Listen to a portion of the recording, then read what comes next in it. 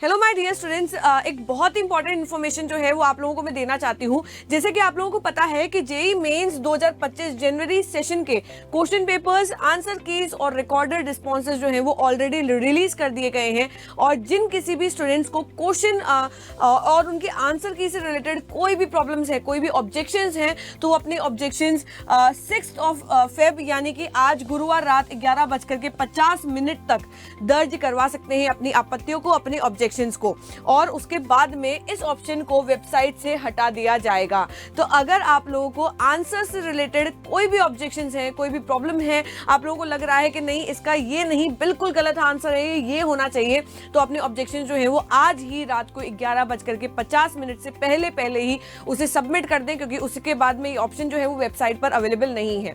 साथ ही साथ मैं आप लोगों को ये बता दूं बच्चों कि अभी तक एनटीए को 17 सवालों के जवाबों पर आपत्ति दर्ज करवा दी गई है। ऑलरेडी 17 क्वेश्चंस के अगेंस्ट ऑब्जेक्शन जो है वो ऑलरेडी उठा लिए गए हैं, और उसमें से सबसे ज्यादा 28 और 29 जनवरी के पेपर में यानी कि 5-5 ऑब्जेक्शन जो हैं वो ऑलरेडी दर्ज हुए हैं इन दोनों पेपर्स को लेकर के। अगर हम लोग देखें तो 22 जनवरी वाला जो क्वेश्चन पेपर था उसमें 4 आपत्तियां दर्ज की जा चुकी हैं।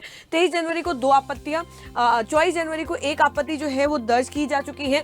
28 जनवरी को 5 आपत्तियां और 29 जनवरी को 5 आपत्तियां जो है उन क्वेश्चन पेपर से रिलेटेड दर्ज की जा चुकी हैं।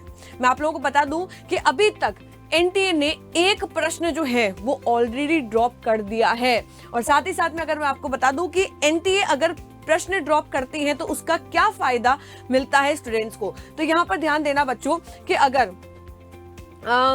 चैलेंज किए हुए प्रश्नों को एनटीए स्वीकार करता है तो इसका लाभ उस शिफ्ट के उन सभी स्टूडेंट्स को मिलता है जिन्होंने उस प्रश्न को सही किया था, भले ही ये स्टूडेंट्स उस प्रश्न को चैलेंज करें या नहीं करें।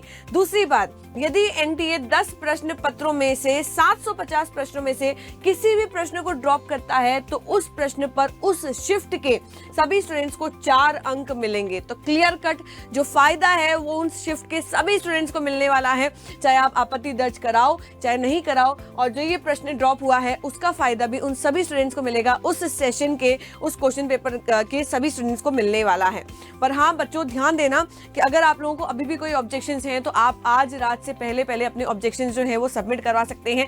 हो सकता है उसका फायदा आपको भी मिल सकता है और आपके बाकी वाले स्टूडेंट्स को भी मिल सकता है। Thank you for today session, और ऐसे ही इंफॉर्मेटिव वीडियोस के लिए बने रहिए इस चैनल पर। Thank you.